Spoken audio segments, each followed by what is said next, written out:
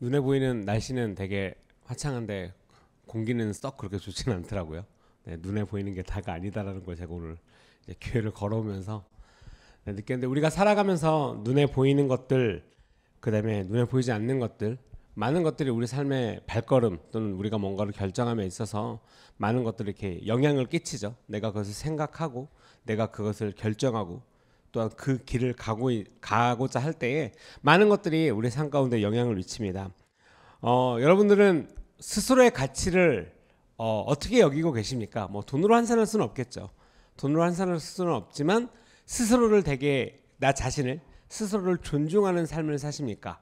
그러니까 스스로를 좀 아끼십니까? 아니면 이렇게 이 한 몸 내 몸이 아니라 뭐 가족을 위해 헌신하여, 네, 어떻게 여기시고 살아가고 계십니까?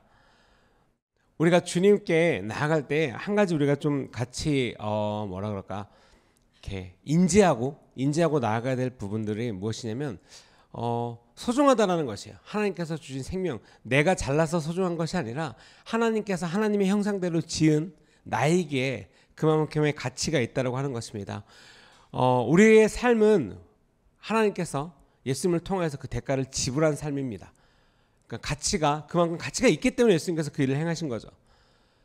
근데 너무나 안타까운 것은 정작 우리 본인들은, 당사자들은 그 가치에 대해서 의미도 잘 모르고 그 가치를 잘 누리지 못하고, 예전에 한번 저희가 이제 아시는 이제 선교사님, 이제 해외에서 계신 이제 선교사님 이제 사역을 함에 있어서 이제 아이들, 이제 길거리 이제 죽어간 아이들, 거지 생활하는 아이들을 이렇게 데려다가 돌보고 교육시키고 그런 교육을 하시는 이제 사역자님들 아셔서 이제 간증을 들어보면, 그 아이들이 이제 쓰레기 더미에서 산대요. 음식 막 쓰레기 더미에서 헤쳐 먹고, 그러니까 병도 걸리고 죽어서, 그런 아이들을 데려다가 씻기고 잘 이렇게 해서 괜찮아, 너 여기서 안전하게 밥도 먹고 공부할 수 있어.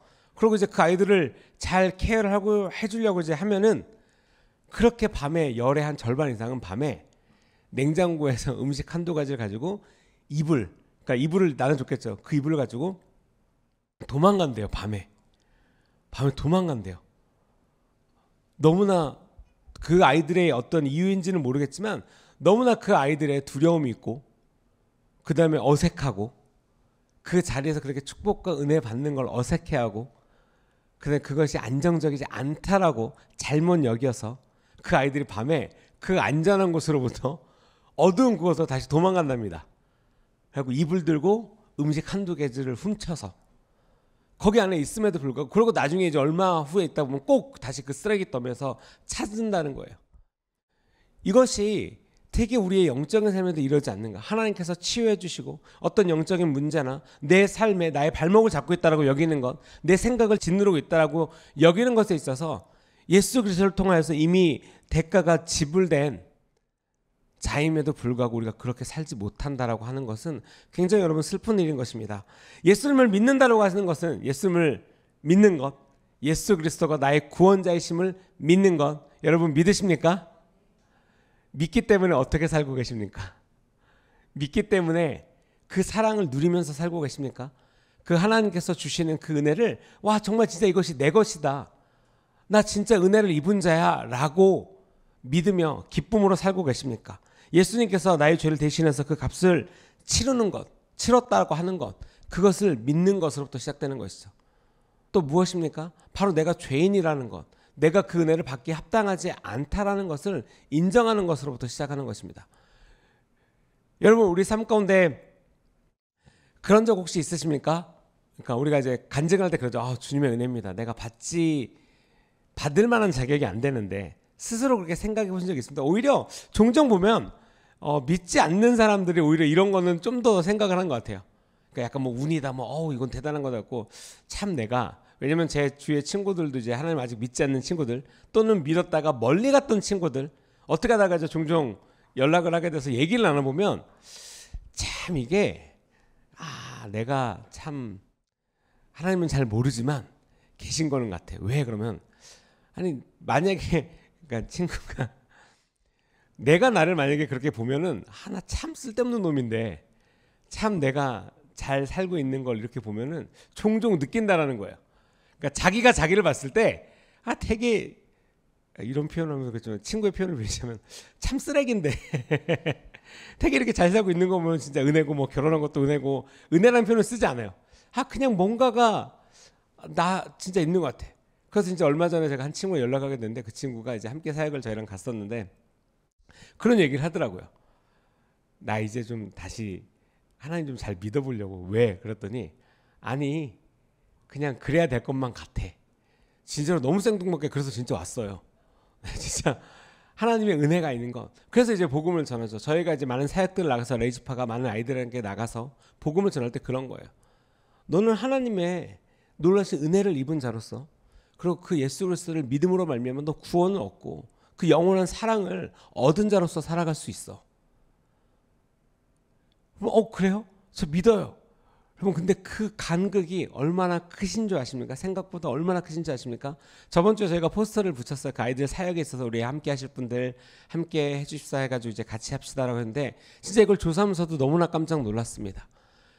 우리나라가 여전히 세계 자살률 1위라고 합니다. 그 중에서도 청소년 자살률도 1위예요. 근데 그게 왜 1위로 올라가는과 동시에 뭐가 내려가냐면 청소년 기독교 복음화율이 떨어집니다. 그래서 현재 약 1%대라고 생각합니다. 1%대라고 이제 보고 있어요. 우리나라 기독교 인구가 20%대 지금 이제 우리 청장년들 그래서 계속 하향 추세죠. 당연히 아이들 인구가 이제 급속도로 떨어지고 있긴 해요. 근데 그럼에도 불구하고 이것이 더 크다는 거죠. 희망이 없고 소망이 없고 자신의 가치를 되게 무의미하게 여기고 여러분 하나님께서 우리를 창조하실 때 무의미한 가치로 우리를 만들지 않으셨다는 것입니다. 근데 그것은 우리가 아무리 생각을 하고 내가 아무리 그렇게 여기지 않는다라고 해도 알 수가 없어요. 왜? 하나님이 나의 구원자이시고 예수 그리스도를 믿지 않으면 우리가 그것을 알 길이 없습니다. 왜요? 나란 존재는 그렇게 할 수 있는 것이 많지가 않아요. 특히 영원한 삶에 있어서는 제로입니다. 여러분 무엇을 하시겠습니까? 구원이 우리에게 있습니까? 없습니다. 우리가 할 수 있는 게 아니에요. 근데 무엇으로 말미암아? 예수 그리스도를 믿음으로 말미암아 8절에 보면 만일 우리가 그리스도와 함께 죽었으면 또한 그와 함께 살 줄을 믿노니 라고 말하고 있는 것이죠. 이것은 주님과 누리는 엄청난 영적인 그 생명의 의미를 뜻하는 거예요.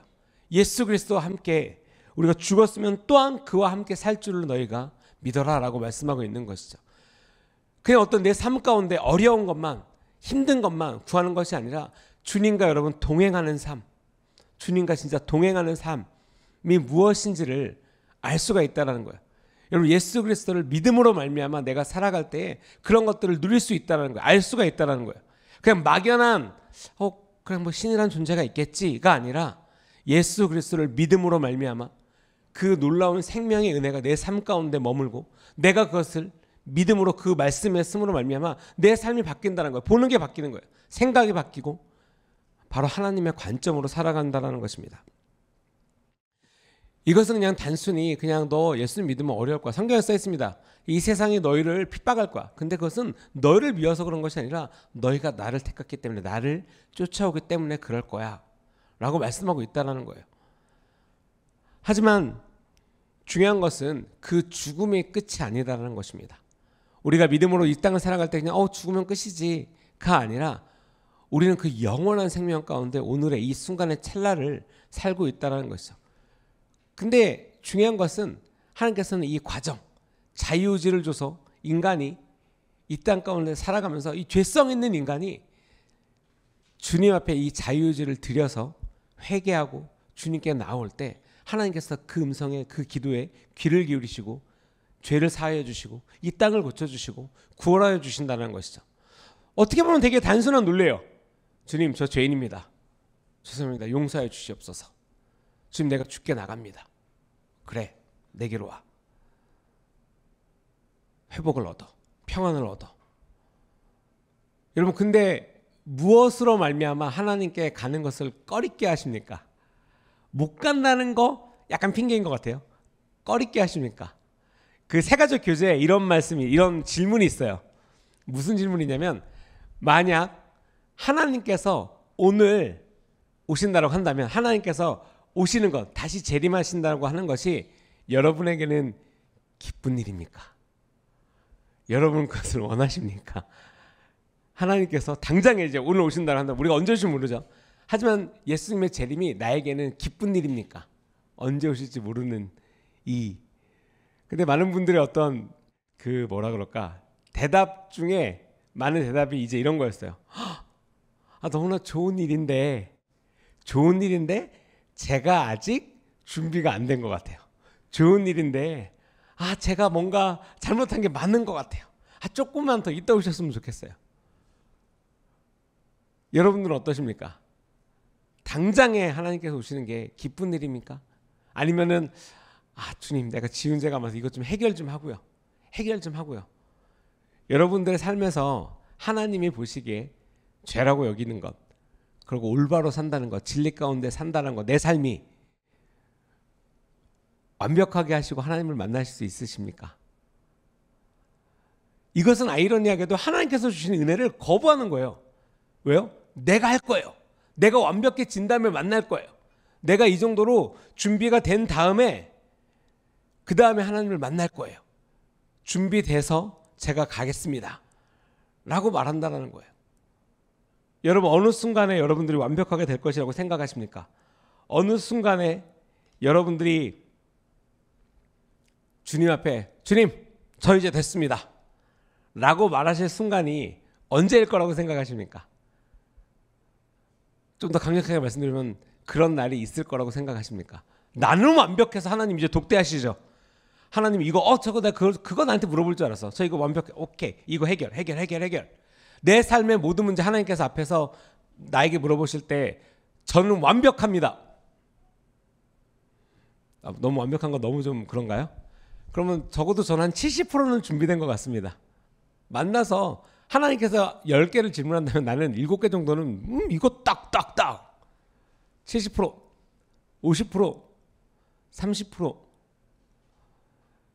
100개 중에 하나, 1%, 10만 개 중에 하나. 하나님 앞에 완벽하다라고 말할 수 있는 부분이 있으십니까?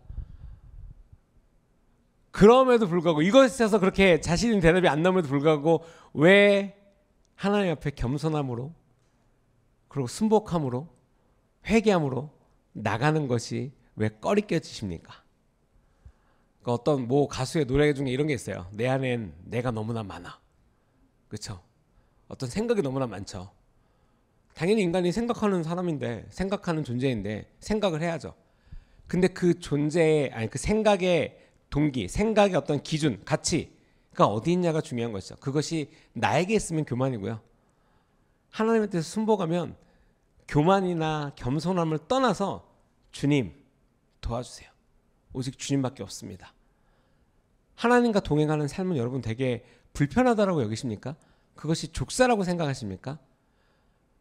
여러분, 그러면 정말 이 세상에 있는 많은 미혹 가운데 여러분의 생각이 잠식당하고 있는 거예요.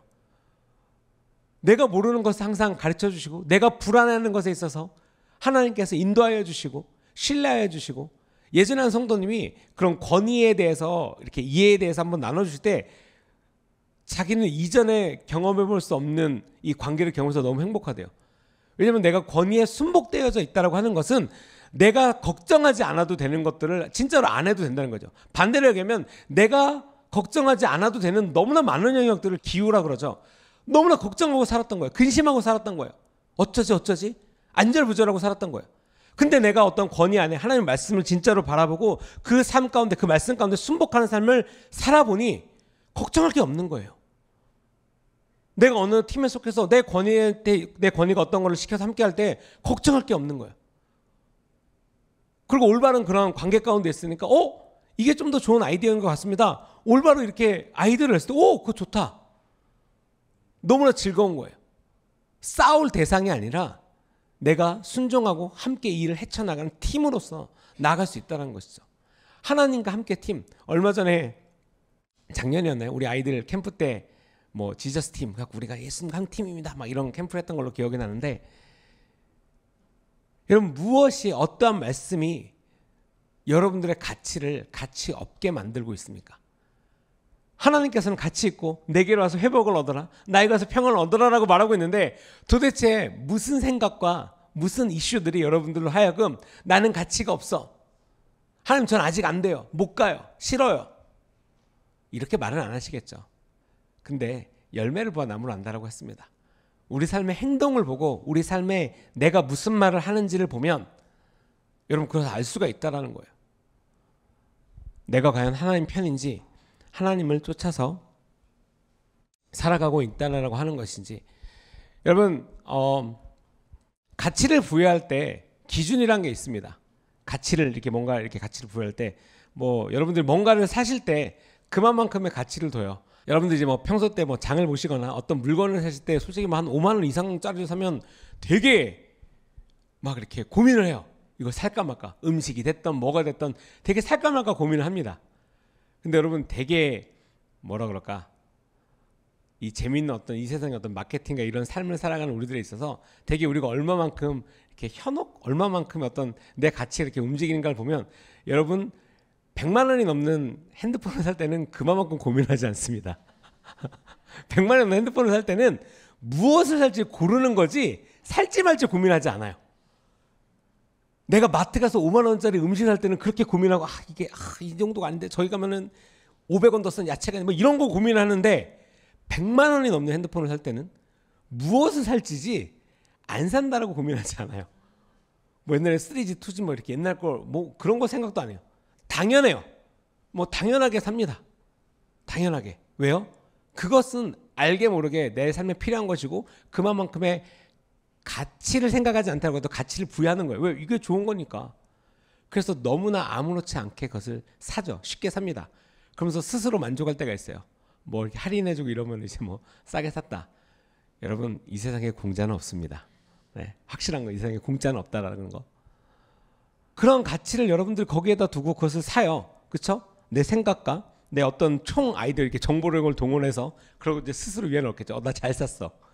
그래도 여러분 손에는 100만 원이 넘는 어떤 기기가 들려 있는 거예요.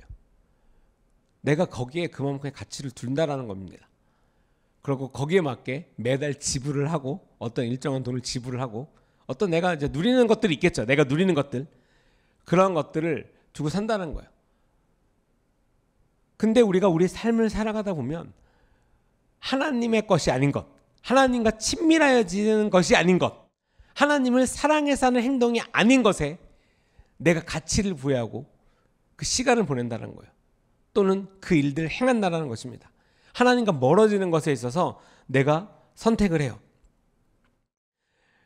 왜냐하면 삶의 열매를 보면 알 수가 있죠. 누가복음에 못된 열매 맺는 좋은 나무가 없고 또 좋은 열매 맺는 못된 나무가 없느니라. 나무는 각각 그 열매로 아나니. 전사님 당연한 말 아닙니까? 자, 여기서 나는 하나님을 사랑합니다. 주님, 저는 하나님을 사랑합니다. 손 드시라고 제가 질문하는 거예요. 손 안 드신 분은 어떤 겸손을 어떤 비례한 주님 제가 짓게 뭔가 하나님을 사랑하겠습니까? 약간 이런 건가요? 분명히 여러분들이 이제 저의 스타일을 아신다면 분명히 전사님 저런 다음에 또 이상한 질문 하실 거야. 그래서 손을 미리 안 드신 건가요? 아니면 하나님을 진짜로 사랑하지 않으시는 건가요? 지금 설교를 듣다 보니 내 따위 것이 나 따위 것이 하나님을 사랑한다고 과연 말할 수 있겠습니까? 라고 스스로 지금 땅굴 파고 계신가요? 우리 모두는 하나님을 사랑하기 때문에 여러분 이 자리 가운데 있다고 믿습니다. 아멘. 그렇다면 하나님을 사랑하기 때문에 하나님의 말씀대로 살아가고 있습니까? 하나님을 쫓아가는 것을 즐거이 하고 있습니까? 하나님을 사랑하기 때문에 내 입술과 내 행동이 정죄되어 있습니까? 그러니까 순복되어 있습니까? 하나님의 삶 가운데, 하나님의 말씀 가운데. 항상 저도 제가 이제 말씀을 준비하면서 하나님의 말씀 보면 진짜 이제 완벽하고 어떤 모든 신뢰, 그리고 예수님의 깊은 뜻, 이런 모든 것들이 성경에 잘 있어요. 그리고 항상 많은 사람들이 고민하죠. 근데도 나는 왜 이것이 안 고쳐질까? 왜 이런 나는 영적인 문제가 있을까? 왜 이런 어려움이 있을까? 그래갖고 약간 뭐 연구하듯이 항상 그런 측면에 대해서 제가 말씀 준비하거나 이렇게 말씀을 보거나 때로는 이제 고민하고 기도를 해보면 1번은 확실한 거 1번은 교만을 겸비한 불순종. 교만을 겸비한 불순종이라고 저는 정의하고 있습니다. 알아. 무슨 얘기인지도 다 알겠어. 저게 좋은지도 알겠어. 그러면서 마음속에 있는 거죠. 근데 꼭 방법이 저것만 있는 건 아니잖아. 그렇죠? 이것만 있는 게 아니에요. 그러니까 그 생각이나 그 말이 틀린 건 아니에요. 근데 첫 번째, 꼭 저것만. 그럼 그 저것만이라고 하는 대상이 항상 보면 내 권위나 아니면 하나님의 말씀, 궁극적인 하나님의 말씀이나 어떤 방법에 대해서 내 마음에 부딪히는 것, 꼭 저항하는 것이 틀렸다라기보다는 꼭 그 대상이 하나님의 말씀 또는 내 권위라는 거, 여러분 항상 그렇다고 해서 여러분들이 생각하고 있는 틀리지 않다라고 여기는 그 방법을 행하냐? 또 그렇지 않아요. 왜요? 남들 보니까 그 정도까지 안 살거든. 그 정도까지라고 여기지 않거든요. 그러니까 내 기준을 하나님을 향해서 높이는 것이 아니라 못하는, 그러니까 그냥 그저 그렇게 그 정도까지는 안 해도 된다라고 하는 내가 보기에 적정한 수준으로 계속 낮춘다라는 거예요.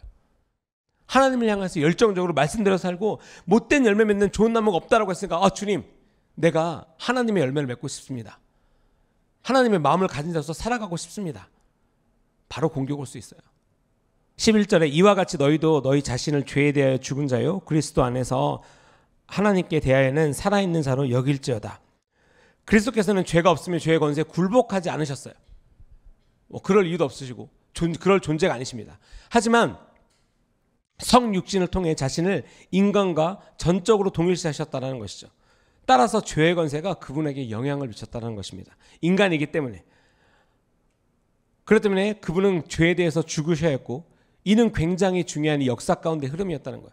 그런데 그것을 끝나지 아니하시고 그리스도는 죄에 대해서 죽으시고 다시 부활하셨다는 거예요. 죄를 이기시는 거죠.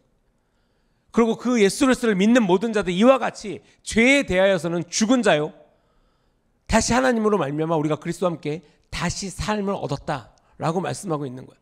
그것이 여러분 기독교의 핵심입니다. 하나님의 말씀의 핵심이에요.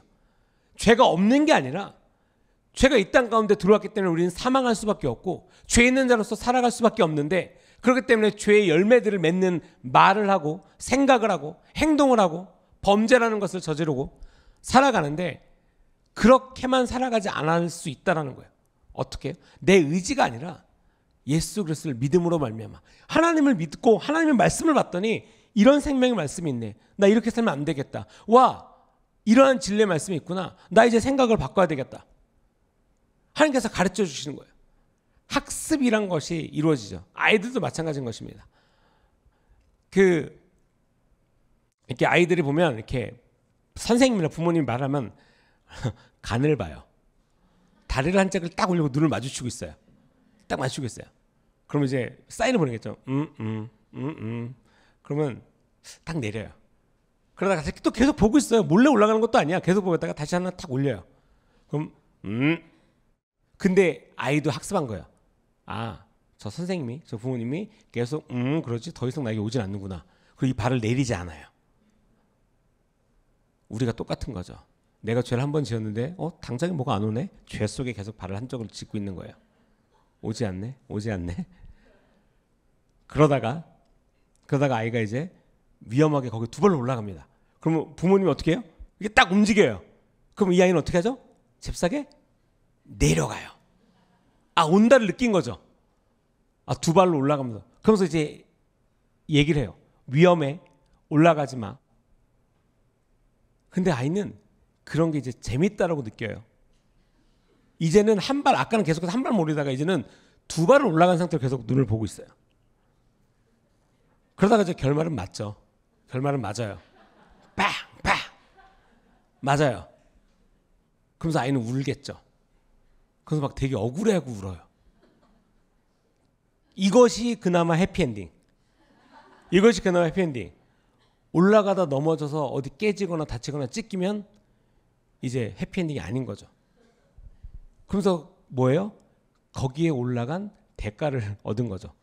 부모님의 말씀에 순종했으면은 그 아픔의 고통의 대가를 안 얻어도 되는데 계속 그렇게 간보다가 결국에는 그 불순종의 대가를 얻는 거죠. 여러분 되게 이게 단순한 이슈예요. 근데 여러분들이 삶 가운데서 볼 수 있고 경험할 수 있고 알 수 있는 죄의 원리라는 거예요. 하나님께서 나에게 말씀을 통하여서 어떤 나의 행동이나 어떤 나의 말이나 내 삶 가운데 죄라고 지적된 거, 옳지 않은 것, 적어도 내 마음이 이걸 함으로 인해서 이 생각과 이런 것들에 인해서 불편한 것들이 있음에도 불구하고 자꾸 한 발 올려놓는 것, 성경에서 경고하고 있죠. 무엇으로 경고하고 있습니까? 삼손으로 경고하고 있어요. 너가 정욕을 쫓아서 그렇게 살아가고 있는 것? 아니야. 하지 마. 계속 시험합니다. 결국에는 고통스럽게 끌려가요. 두 눈이 뽑히고 끌려갑니다.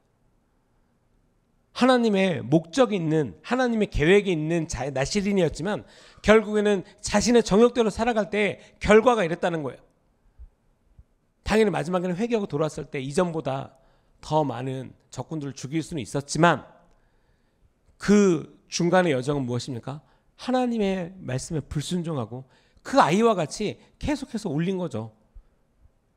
그렇잖아요. 계속해서 자신이 원하는 것을 추구한 거예요. 암묵적으로 하나님께 계속해서 던진 거예요. 나 이거 원하는데요. 이거 원하는데요. 그러면서 자기가 하고 싶은 거 자기의 정욕을 계속해서 즐긴 것이죠. 여러분, 죄의 결과는 사망입니다. 왜요? 죄는 우리 삶 가운데 그 죄의 싹이 피어나면요, 결과는 하나예요. 그것도 목적도 하나예요. 하나님으로부터 멀어지는 것, 하나님의 열매 맺는 것으로부터 멀어지는 것, 하나님께서 가르쳐 주시는 것으로부터 내가 교만하여 대적하는 것. 목사님께서 말씀하셔서 어떤 적 그리스도의 어떤 인물에 대해서 얘기하는 것이, 이것은 적 그리스도적인 영이라는 거예요. 하나님을 대적하는 것들. 성경에서 써 있습니다. 야, 하나님께서 선하다라고 하는 것을 너희가 악하다라고 하고, 하나님께서 악하다라고 말하는 것을 너희가 어찌 선하다라고 말하느냐. 그럼 이 말씀은 진짜 우리가 그런 세대에 살고 있지 않습니까? 너무나 말도 안 된다라고 생각은 다들 하지만 그러고 살고 있어요. 우리가 예수 그리스도의 어떤 성육신 하심에 대해서 믿는 것, 우리가 그리스도와 함께 죽었다 그러면서 다시 살아나는 것은 신자들도, 우리도 그것을 믿는 모든 크리스천들도 이것이 죄에 대해서 죽었다라는 거예요. 그리고 죽음과 그리스도의 죽음과 부활에 참여하기 때문에 우리도 그와 같이 하나님과 함께 그 길을 동행한다는 것이죠. 이것은 새로운 관계를 의미해요. 뭐예요? 하나님을 모르다가 그냥 믿지 않는 자들로 살다가 예수 그리스도를 믿고 그 복음을 접하고 진짜로 내가 이렇게 이 길을 쫓겠습니다. 주님, 내가 예수 그리스도를 나의 구주로 영접합니다. 또한 그것이 우리 교회에서는 침례식과 같은 거죠. 많은 사람들 앞에서 저는 이제 크리스천입니다. 예수 그리스도가 나의 구주이심을 믿습니다. 그래서 그 의식이 그런 거예요. 내가 죄로 죽고 다시 살아남으로 말미암아 저는 예수 그리스도를 믿는 크리스천이 되기를 원합니다. 여러분, 그것이 침례식의 의미예요. 여러분, 예수 그리스도를 믿는 우리가 솔직히 이 땅을 살면서 행복하고 할 일도 많고 즐거울 일이 많은데 꼭 그렇지만 않잖아요. 왜요? 사탄이 우리의 눈을 가리우거나 아까처럼 내가 원하는 것에 자꾸 이렇게 한 발을 올려요. 그러니까 죄 가운데 내 삶을 자꾸 이렇게 넣었다 뺐다 하는 거죠. 그러면 계속 혼난다는 사인이 왔을 때 어느 순간인가 하나님은 침묵하실 때가 있습니다, 여러분. 우리들의 마음을 우리 스스로가 악한 곳에 두어서 하나님의 마음을 듣지 않는 거예요. 이미라도 많은 사인이나 이런 것들이 왔겠지만 우리가 그것을 향하여서 대적하는 위치에 서 있다는 것입니다. 여러분, 하나님의 말씀을 듣기, 지금 이런 표현이 그렇지만 듣고자 원하지 않을 때, 듣기 싫을 때 어떻게 대부분 스스로 생각하십니까? 잠깐 생각해 볼까요? 나는 하나님의 마음을, 하나님의 음성을, 하나님의 명령을 나는 항상 100% 좋아해. 100% 즐거워해. 이런 마음을 갖고 있지만 때로는 내 셀리더나 교회 리더들, 에이, 저건 아니지. 나는 하나님께서 주시면서, 그러면서 이제 좀 더 나가면 리더가 말하는 게 하나님이 말하는 건 아니잖아. 맞아요. 아닐 수는 있어요. 하지만 여러분, 그것에 대한 기준 판단이 스스로의 생각이십니까? 아니면 어떤 방법적인 것입니까? 내가 원하지 않는 방법이기 때문에? 아니면 저렇게 하면 내가 아는 거지, 내가 아는 건데 왜 저걸 저렇게 하지라고 하는 것 때문에 그러십니까?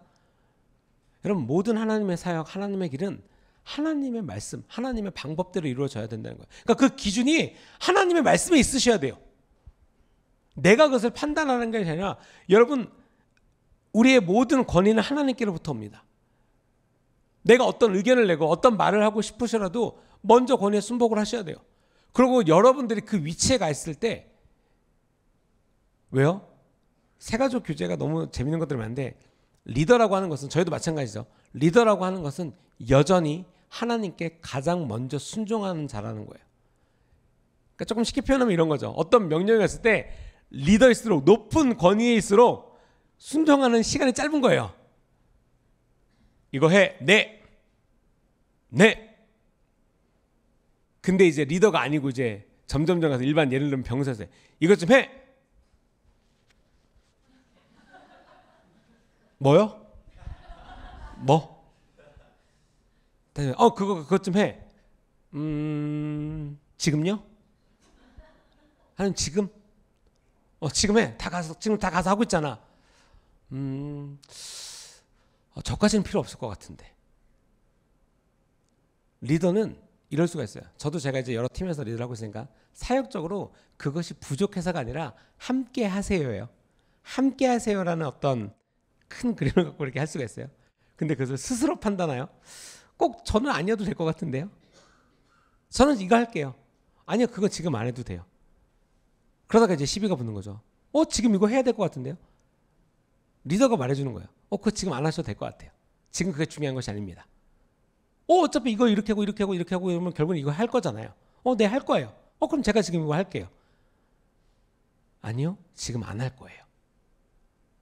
왜 이걸 안 하죠? 왜 지금 이걸 해야 되는데 왜 이걸 안 하죠? 그럼 하나님 앞에 겸손하게 가서 기도합니다. 하나님, 우리 리더가 지금 바보 같아서 이걸 몰라요. 알게 해주세요. 하나님, 우리 리더에게 지혜를 주시고 우리 리더에게 하나님의 마음을 알게 해주시고 왜 이걸 모를까요? 동기가 무엇일까요? 내 말을 안 들어서 지금 우리 바보 같은 리더가 이걸 모르는 겁니다. 하나님 좀 알게 해주세요. 이거를 전 세계적으로 고백한 사람이 존 비비오 목사님. 스스로의 치부를 적나라하게 드러난 책 순종책. 이게 그 순종책 시작에 이게 나와 있어요. 딱 이 얘기예요. 하나님, 우리 담임 목사님 지금 이걸 모릅니다. 우리 교회가 부흥해야 되는데 이걸 모릅니다. 어떻게 하면 좋겠습니까? 그리고 하나님께서 딱 한마디 해서 나는 너에게 그걸 시킨 적이 없어. 여러분, 이건 굉장한 계시였던 거예요. 나는 너에게 그걸 시킨 적이 없어. 되게 너무나 뻔한 말이라고 생각되지만 여러분, 은근히 우리 삶 가운데 이것 때문에 씨름하시는 분들 많습니다. 왜요? 어떤 교만함이 아주 솟아오를 때가 있거든요. 겸손. 왜요? 내가 모르는 영역은 다 괜찮아요. 내가 모르는 영역. 근데 내가 조금 잘하는 영역은 말 한마디 던지죠.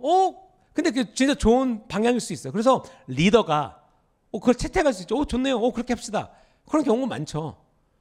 근데 그게 아닐 때가 있어요. 아닐 때가 있으면 이제 거기서 나는 거죠. 네, 알겠습니다 하고 가는 경우도 있지만 다시 한번 또 찔러요. 그러다가 찌르다가 이제 어떤 문제가 발생되냐면 찌르다가 마음이 상해요. 왜 내 말 안 들어주지? 나만 미워하는 건가? 나만 싫어하는 건가? 그러면서 갑자기 그게 뭐예요? 그러면서 사역에 참여하고 그걸 함께 하다가 왜 그러지 그러면서 셀프 포커스로 이렇게 딱 이렇게 왜 나만 안 들어주지? 그러다가 뭐 어느 것 하나 누가 옆에서 이거 옮길까요? 옮기세요. 저것 봐. 말은 다 들어주면서 내 말만 안 들어줘. 이거 지금 가서 밥 먹을까? 뭐 주문할까? 주문하세요. 저것 봐. 내가 그때 하자 그럴 때는 예스라고 안 해주고 딴 사람들 말과 다 예스라고 해주네. 이제 그 다음 단계 삐뚤어질 테야. 그러면 그때 그거 의견 좋은 것 같아요. 그렇게 할까요? 왜요? 왜 그거 그렇게 해요? 좋은 의견 있으시잖아요. 왜 그걸 그렇게 하시려고 하세요? 아니, 의견 좋으니까 그렇게 하시죠. 이제 와서요? 여러분, 삐뚤어지는 게 얼마나 무서운지 아십니까? 여러분, 우리가 진짜 하나님 앞에 겸손하다라고 하는 것은 이렇게 다른 곳에 있지 않아요. 왜냐면 하나님께서 우리를 가치 있는 존재로 만들어주시고 그 가치 있는 존재로서 살아갈 때에 하나님의 말씀을 보면 내가 내 스스로, 내 가족, 내 공동체, 내가 속해 있는 팀, 내가 살아가는 이 땅을 어떻게 살아가야 되는지에 대한 프로세스가 있다는 거예요. 그럼 거기에는 내가 잘 모르기 때문에 이해 못하는 게 있죠. 그렇기 때문에 리더가 있고 팀이 있고 한두 명으로 있는 게 아니에요. 우리가 연합되어 있는 거예요. 모르는 것에 있어 물어볼 수 있고 함께 기도할 수 있고. 하지만 그것에 대해서 질서라는 것 안에 있어야 된다는 거예요. 질서. 여러분, 리더는 뭐 이렇게 어떤 분야에서 특출할 수 있어요. 어떤 아이디어나 생각이나 지식적으로 똑똑할 수 있어요. 하지만 여러분, 분명히 아셔야 되는 것은 교회의 리더는 하나님의 권위, 하나님의 말씀으로 세워집니다. 그 부분에 있어서 똑똑해서 세워지는 게 아니에요. 그렇기 때문에 내 마음 가운데 교만함을 있을 수 있어요. 저것도 모르네. 모를 수 있어요. 저도 제가 모르는 말씀 많을 수 있어요. 많아요. 그럼 저도 공부하고 아니면 목사님한테 여쭤봐요. 여전히. 그리고 우리 교회가 생각하는 거, 목사님께서 우리 교회 가운데 방향성, 목사님 이건 어떻게 생각하십니까? 그러면 이거는 이런 것 같다. 그래서 우리는 이것을 지지한다. 아니면 이것을 지지하지 않는다. 그럼 그것이 하나님께서 우리 교회 가운데 리더를 통해서 주신 어떤 디렉션이라는 거죠. 중요한 것은 여러분들 그러한 예수님의 공동체, 그러한 하나님의 공동체로서, 그리고 하나님의 가치 있는 존재로서 살아가기를 원하신다면 명확한 하나님의 말씀, 그리고 하나님의 권위에 순종하는 것, 그리고 이 모든 말씀처럼 우리가 하나님과 새로운 관계를 맺는 것, 내가 하나님께 순종함으로 다시 예수 그리스도로 말미암아 내가 죽음에 대해서 죽고 다시 살아나는 것에 대해서 인정하고 겸손의 것을 감사함으로 받아들이고 쫓아가는 그런 삶으로 우리가 살아가야 된다는 것입니다. 12절에 보면 그러므로 너희는 죄가 너희 죽을 몸을 지배하지 못하게 하여 몸의 사욕에 순종하지 말고 또한 너희 지체를 불의의 무기로 죄에게 내주지 말고 오직 너희 자신을 죽은 자 가운데서 다시 살아난 자 같이 하나님께 드리며 너희 지체를 의의 무기로 하나님께 드리라. 죄가 너희를 주장하지 못하리니 이는 너희가 법 아래 있지 아니하고 은혜 아래에 있습니다. 여러분 무엇으로 구원받으셨습니까? 무엇으로 여러분들이 하나님의 계신 천국에 갈 수 있다라고 믿으십니까? 어떤 의의십니까? 아니면 뭐 교회 출석 스탬프 도장 10,000번 찍으셨습니까? 우와 나 이제 갈 수 있다 이러십니까? 그렇지가 않다라는 거예요. 구원은 전적으로 하나님께 있습니다. 구원은 전적으로 하나님께 있기 때문에 하나님께서 제시하신 말씀, 하나님께서 정해진 룰, 그로 말미암아 기준이 된다라고 하는 거예요. 제가 종종 부르진 않죠. 종종 예를 드는 찬양. 맘 착해도 못 가요 하나님 나라. 잘생겨도 못 가요. 예뻐도 못 가요. 돈 많아도 못 가요. 오직 뭐예요? 믿음으로 말미암아 거듭나지만 가는 나라. 여러분 진짜 이 찬양의 가사가 되게 명확한 것 같아요. 왜냐면 사람들이 가장 걸리는 건 그거예요. 뭐 잘생기고 못생긴 건 좀 떠나서 마음 착한 거, 착한 거에 흔들려요. 사람들은 착한 거에 흔들려요. 여러분 근데 분명하게 아셔야 돼요. 그러면 그 하나님의 괴에 손을 댄 우사가 죽은 것은 잘못된 것입니까? 많은 분들이 이것 갖고 잘못된 의도가 아니었을 텐데 갑자기 이상한 기준을 갖고 옵니다. 그것이 잘못된 의도가 아닌지 긴지는 어디에서 온 기준이십니까? 하나님의 명령이었어요. 그리고 그것이 하나님의 뜻을 100% 알고 있었다라고 한다면 어떤 행동에 있어서 열매들이 있겠죠.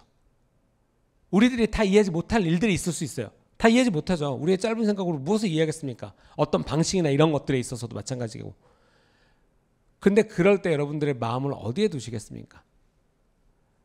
하나님의 말씀 가운데 어떤 함께 연합하고 하나님께서 가르쳐 주시는 그 길을 가기에 여러분들의 마음과 생각과 행동을 두시겠습니까? 아니면 케이스 바이 케이스. 이건 내가 동의하니까 오케이. 이거는 조금 동의하지 못하니까 넌 잠깐 보류. 그러다가 이 이슈가 나오면 그러다가 결국엔 어떻게 돼요? 하나님 앞에 이제 헤딩하고 이제 막 저 멀리 그 찬양도 있죠. 멀리 갔더니. 여러분 하나님께서 말씀하신 건 우리 몸의 사욕에 순종하지 말고 오직 주님의 말씀의 뜻 가운데 그 말씀 가운데 순종하라고 말씀하고 있는 것이죠. 굉장히 많은 말씀 가운데 하나님께서 하나님의 뜻을 보여주세요. 하나님의 마음이 어떤지를 알게 해주세요.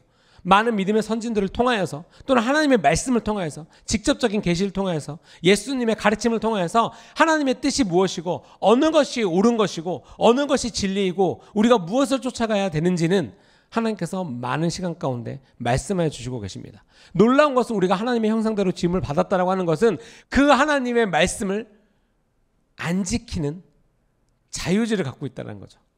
그래서 목사님께서 종종 설교하실 때 반설번 다시 내가 종으로서 오겠다는 건 뭐예요? 너 이제 자유야 라고 풀어줬는데 그 자유의지를 가지고 와서 주인님 나는 주인님의 종이 되기를 원합니다. 이것이 내 자유를 가진 내 자유의지로서 나는 당신의 종이 되기를 원합니다. 반설번 다시 돌아오는 거예요. 그 자유의지를 가지고 다시 주님 앞에 나온다는 거죠. 하나님을 만났을 때 하나님께 자유로워지고 내 영혼이 회복해 됐어요. 그 문둥병 걸린 10명 중에 다시 돌아온 한 명이 묻는 거와 마찬가지인 것입니다. 하나님께서 여러분들에게 물으세요. 구원 얻었고 행복하고 기쁘고 하나님의 뜻을 쫓아서 살아가고 있니? 네, 주님 감사합니다. 주님 감사합니다. 그래, 함께 가자. 3년 후에 올게요. 3년 후에 올게요. 저 이제 회복된 것 같아요. 저 이제 좀 괜찮은 것 같아요. 그래, 가자. 갑자기 회복이 좀 더 덜 된 것 같습니다. 주님, 제가 이 길을 가기에는 약 5년 후에가 될 것 같습니다. 주님, 제가 이 길을 가기에는 아직 제 마음이 준비되지 않은 것 같습니다. 그럼 여러분, 결국에는 주님, 제가 아직 구원받기에는 제가 아직 다 뭔가를 못 이뤄놓은 것 같습니다. 뭘 이뤄야 되는데? 너가 구원을 얻기 위해서 무엇을 이루어야 하고, 무엇을 얻어야 하고, 무엇을 가져야 하고, 그 구원의 공식의 조건이 나 말고 뭐가 있니? 나 말고 뭐가 있니? 여러분, 무엇을 가지고 계십니까? 그 구원의 공식에 예수 그리스도 말고 무엇을 넣고 살아가십니까? 무엇이 그것을 대신할 수 있다라고 생각하십니까? 하나님께서 그만큼 어떤 가치에 대해서, 그리고 존재에 대해서, 그리고 말씀을 통하여서 가야 되는 방향과 그 길에 대해서 말씀해 주고 계시고, 오늘도 계속해서 우리에게 말씀해 주시고 있는 것이 그런 것이에요. 야, 이제 너 죄의 종 노릇하지 마. 넌 거기에 있지 않냐. 네가 나를 믿고 나를 쫓아간다면 넌 이제 구원받은 자로서 나와 함께 살아가는 거야. 나와 함께 이 길을 가자. 여러분, 거기서 그 죄의 유혹 가운데 이 한 발자국 나가는 것에 있어서 나오셔야 돼요. 여러분, 되게 그것이 간단한 거라고 생각하세요. 그래서 이럴 수 있죠. 언제든지 마음만 먹으면, 언제든지 아이들이 핑계죠. 내가 마음만 먹으면 공부하죠. 약간 희망 고문하는 부모님들의 어떤 전매 특허입니다. 우리 아이가 마음만 먹으면, 결단만 하면, 원래 이런 아이가 아닌데 그런 아이 맞습니다. 왜냐면 우리 스스로도, 여러분들도 여러분 스스로를 봐서도 알잖아요. 이 세상에 마음만 먹으면 다 되죠. 뭐가 안 되겠습니까? 뭐 다이어트? 마음만 먹으면 되는데 다 되죠. 안 되는 게 뭐예요? 항상 내일부터 시작해서 안 되는 거예요. 그 내일이 꼭 오늘 생각하는 게 꼭 내일이라서 안 되는 거예요. 마찬가지예요. 결단도. 1년 성경통독 왜 안 됩니까? 이제 계산을 하죠. 하루에 읽을 분량. 한 20 몇 장, 23장인가 있어요. 24장을 읽으면 1년에 이제 읽을 통독이 돼요. 그게 하루 연기하고 내일 27장 읽으면 되고, 이틀 연기하고 오늘부터 30장씩 읽으면 된다 라고 매일마다 생각하니까 1년이 지난 후에 성경이 통째로 남는 거예요. 계속 내일이니까. 하나님의 길을 선택하는 것도 여러분, 오늘 선택해서 오늘 걸어가시는 분들이 계세요. 나쁘고 좋고를 떠나서, 왜요? 진정한 가치에 대해서 찾은 거예요. 여러분, 또 이 가치에 대해서 성경에 뭐라고 써 있습니까? 진주장사의 비유가 있습니다. 이 진주 하나에 도대체 뭐 이게 가치가 있겠어. 근데 그 진주장사는 이 가치를 알아봄으로 말미암아 자기의 전 재산을 팔아서 이 진주를 사요. 개인적인 생각으로는 약간 그럴 수 있지 않겠습니까? 전 재산을 팔아서 진주를 사면 당장에 잘 데가 없을 수 있겠죠. 뭔가 내 삶에 불편해요. 이 가치 있는 거를 삼으로 말미암아 너무나 명확해. 이게 가치 있는 거는 그 진주 장사들, 그러니까 진주를 아는 사람들은 이야 대단해, 그거 짱이야. 근데 자기의 전부를 팔아서 당장에 잘 곳도 없고 거할 것도 없고 불편함, 이 모든 것들이 있음에도 불구하고 자기의 모든 것 소유를 팔아 이 진주 장사를, 이 진주를 샀다는 거죠. 왜요? 가치에 대한 투자예요. 가치에 대한 것을 안다라는 거예요. 이것은 언젠가는 내 집, 내가 지금 살고 있는 것보다 훨씬 더 있다는 거죠. 하늘나라의 가치가 이와 같다는 거예요. 내가 지금 이 땅 가운데 살아가는 이 순간, 이 모든 것보다도 하늘나라의 가치가 훨씬 더 중요한 거예요. 성경에서 그걸 가르쳐주고 있는 거예요. 하나님 나라가, 하나님이 훨씬 더 가치 있는 거야. 그거를 찾은 자들은 이와 같이 산다라는 거죠. 이와 같이. 근데 많은 유혹과 미혹과 여러분 속임을 당할 수 있습니다. 왜요? 욕심 때문에. 제가 옛날에 중국에 간 적이 있는데 태오라고 되게 큰 호수가 있어요. 강이 있어요. 근데 거기 그렇게 진주가 많이 난대요. 진주가 많이 나서 진짜로 진주 가게가 한 수백 개 수천 개 있어요. 진짜로 되게 큰 건물에 우리나라 따지면 뭐 두 타나 그 정도 사이즈인데 다 진주만 팔아요. 그러니까 여러분 안에 들어가면 진짜 진짜 이게 진지로 가득 찼어. 눈에 그냥 막 다 반짝반짝거리는 것밖에 없어요. 진짜 웃긴 건 제 앞에 이렇게 바로 앞에 이렇게 있잖아요. 200원짜리, 100원짜리 진주들. 근데 진짜 진주예요. 가치가 없어서 그러지. 똑같은 진주예요. 진주. 제 앞에서 100원짜리부터 쭈르르르 올라가서 한 5천만 원, 1억짜리까지. 저 위에는 그 하나를 이렇게 영롱하게 이렇게 팍 이렇게 올라왔어. 근데 이 모든 걸 뭐라고 부른다고요? 진주. 근데 이제 가치라는 거에서 제가 이제 평민이잖아요. 예를 들면 진주에 대해서 전문가가 아니잖아요. 얘네가 싼 이유는 알겠어. 뭐 못생기고 뭐 별로야. 여기도 뭐 솔직히 1,000원짜리부터 10,000원짜리까지 뭐 펼쳐 있나? 근데 한 10,000원짜리 넘어가면서도 쟤 동그란데? 괜찮네. 그러고 한 10만 원짜리 가잖아요. 너무 비싸 보이는데? 야, 이게 10만 원밖에 안 한다고? 이렇게 돼요. 그럼 솔직히 그 이상부터는 50만 원짜리와 1억짜리 차이는 거의 없어요. 비전문가들한테는. 근데 뭐 빛깔과 이런 것들 뭐 그들이 말한 뭔가가 있겠죠. 이것이 가치를 아는 자 모르는 자의 차이라는 거예요.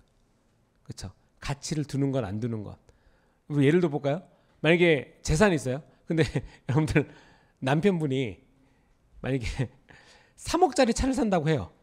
그럼 차인데 3억짜리 산다고 해요. 그러니까 돈이 있긴 해요. 막 그렇게 막 못 사고 그러잖아요. 그럼 여러분들 흔쾌히 잘 샀어 그러시겠습니까? 야, 막 박수 쳐주시겠어요? 여보 생각해봐. 이게 꼭 우리에게 필요한 거겠어? 뭐 이런 것부터 나겠죠. 근데 가치에 대한 거죠. 가치에 대한 거. 그걸 아느냐 모르느냐. 뭐 마찬가지로 제가 개인적으로 종종 하는 거지만 뭐 이렇게 뭐 그림들도 이렇게 비싼 그림들 있잖아요. 솔직히 잘 모르겠더라고요. 저게 10억? 저게 뭐 몇 억? 와, 진짜 뭐 그럴 수가 있겠죠. 그러니까 사람마다 어떤 가치에 있어서 누리는 게 이렇게 부여하는 게 다른 것처럼 다시 돌아서 여러분 하나님과 함께 동행하는 삶에 여러분들 가치를 부여하십니까? 아니면 여지껏 은근히 하나님과 동행하는 삶에 전혀 가치를 부여하지 않고 사셨습니까? 여러분 근데 그것을 맞아요. 이제 회개한 거예요. 주님 내가 그것을 잘 몰랐습니다. 저 이제 그렇게 살겠습니다. 여러분 그것이 오늘이셔야 된다는 거예요. 12절에 다시 보면 그러므로 너희는 죄가 너희 죽을 몸을 지배하지 못하게 하여 몸의 사욕에 순종하지 말고라고 말씀하고 있어요. 여러분 그것이 오늘이셔야 된다는 거예요. 아까처럼 계속 이렇게 간보고 왔다 갔다 놓고 올라갔다 내려갔다 하고 계속 삼손처럼 다른 얘기하고 있고 언제 하나님께서 올지 모르는 이 삶을 살아가면서 하나님이 기뻐하시는 것 그리고 더 좋은 것 하나님의 말씀이 하나님의 뜻에 순종하는 것이 왜 우리에게 더 안 좋다라고 여러분 속고 사십니까? 그것이 손해라고 생각하십니까? 여태까지는 그랬어요. 그럼 반대로 질문. 하나님의 말씀에 전적으로 순종해 보신 적 있으십니까? 그런 삶을 살아보신 적 있으십니까? 약간 최선이라는 단어에 있어서 저도 이렇게 딱 이렇게 정의를 내리지 못해요. 어떤 이제 음악 연습이나 이런 거 할 때 당신이 지금 최선을 다하고 있습니까? 과연 누가 저 최선을 다하고 있습니다. 라고 누가 얘기할 수 있을까요? 근데 재밌는 거는 진짜로 최선을 다할 때가 있어요. 다 하는 사람들도 있죠. 그 제가 종종 예를 들었던 그 패싱 더 자이언츠에서도 너 나만 믿고 쫓아와. 진짜 최선을 다했을 때. 근데 여러분 진정으로 하나님의 말씀에 순종하여서 하나님의 뜻을 쫓아서 최선을 다한다면 여러분들이 생각하고 있는 기준, 여러분들이 나 이 정도야라고 정해놓는 어떤 범위 그런 것들은 정말 무용지물이라는 거예요. 여러분 이 땅 가운데 부흥이 누구로부터 왔습니까? 엄청나게 훌륭한 이 시대의 석학들로부터 왔습니까? 그런 분들도 계시죠. 뭐 존 웨슬리나 이런 분들도 되게. 하지만 존 웨슬리를 향하여서 믿음의 도전을 준 사람들은 누구입니까? 모리비안 형제단이죠. 단순하게 죽음 앞에서 풍랑 앞에서 진짜로 내 생명 어떡하지? 근데 그들의 평안함, 그들이 하나님께 예배드리는 것을 보고 존 웨슬리가 미국에서 왔을 때 사역에 초창기 첫 번째 가서는 실패했습니다. 그리고 다시 복귀를 해요. 그리고 약간 절망에 빠져 있습니다. 근데 어디서 성령을 받습니까? 그 모리비안 형제단 우리로 따지면 송구영신 예배 같은 거예요. 신년 예배 같은 거. 그래서 그곳에서 성령을 받고 담대하게 이 세상을 향해서 복음을 선포하는 자가 되죠. 이발 로버츠도 마찬가지고 한국의 부흥도 마찬가지고 하나님께서 여러분 역사하실 때는 당연히 훌륭하게 쓰시는 믿음의 사역자분들이 있어요. 지금도 마찬가지죠. 이 땅 가운데 정말 많은 목사님들을 통해서, 많은 선교사님들을 통해서 복음을 여전히 정하고 계십니다. 어떤 훌륭함의 기준은 다를 수 있어요. 하지만 기독교인의 훌륭함이라고 하는 것은 그분의 삶과 그분의 말씀이 오직 예수 그리스도일 때 와 훌륭한 삶이다 라는 기준이 있다는 것이죠. 여러분, 하나님 말씀에 좀 더 우리가 이제 낮은 단계부터 올라가 볼까요? 동의하기를 원하십니까? 뭐 하나님 말씀대로 살고 계십니까? 이거는 이제 나중에 한참 뒤에 제가 드릴 질문이고, 네, 우선 동의하기를 원하십니까? 어떤 말씀을 들었을 때 이게 꼭 그래야 되나? 하지만 이게 말씀을 선포되어 것이니 이게 리더가 말한 것이 내가 지켜보겠다, 해보겠다, 그런 의지가 있으십니까? 그것 또한 오늘부터라는 거예요. 그리고 두 번째, 그래서 그런 의지가 생겼어. 주님, 이거는 좀 어려운데, 주님 이건 좀 어렵다고 느낄 때 어떻게 하시겠습니까? 주님, 전 여기까지인가 봐요. 저 이 선에서 최선을 다할게요. 이 선에서, 이 정도에서, 나쁜 거 아니잖아요. 죄는 아니잖아요. 이 정도 선에서. 또는 주님, 문제에 봉착했습니다. 도와주시옵소서.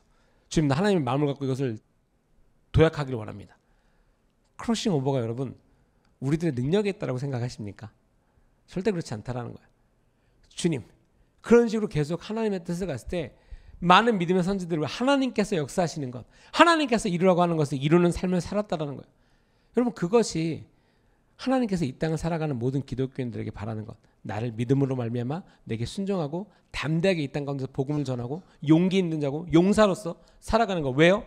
우리의 대장 되신 주님이 구원자이시니까, 창조주이시니까. 그럼 우리가 속아서 사탄의 미혹 가운데 속아서, 또는 우리의 욕심에 나의 삶을 팔아서 내가 속한 공동체를 휘집어 놓는다거나, 아니면 내가 회파하는 자, 하나님의 나라를 세우는 자가 아니라 회파하는 자, 크랙을 놓는 자, 무슨 삶을 살고 싶으십니까? 그럼 이것은 굉장히 단순한 것으로부터 결단하면서 시작된다는 거예요. 하나님의 말씀. 그러므로 사욕에 순종하지 말고 죄로 말미암아 우리가 죽음이 우리를 컨트롤하지 못하게 해야 됩니다. 근데 이거에 대한 이거에 대한 해결 방안은 오직 예수 그리스도밖에 없다라는 거예요. 하나님의 말씀에 순종하고 주님 도와주시옵소서. 여러분, 전사님 그것만 하면 돼요? 그것만이 여러분 삶 가운데 죽을 만큼 힘들 수 있습니다. 용서, 배려, 존중, 사랑. 되게 너무 듣기 좋고, 맞아요, 우리가 그렇게 살아야지, 어떤 지향적인 것, 맞아요, 그것이 좋습니다, 원해요. 1000번을 원해도 한 번을 행하기가 쉽지 않은, 그렇지 않나요? 용서받기 원하시잖아요.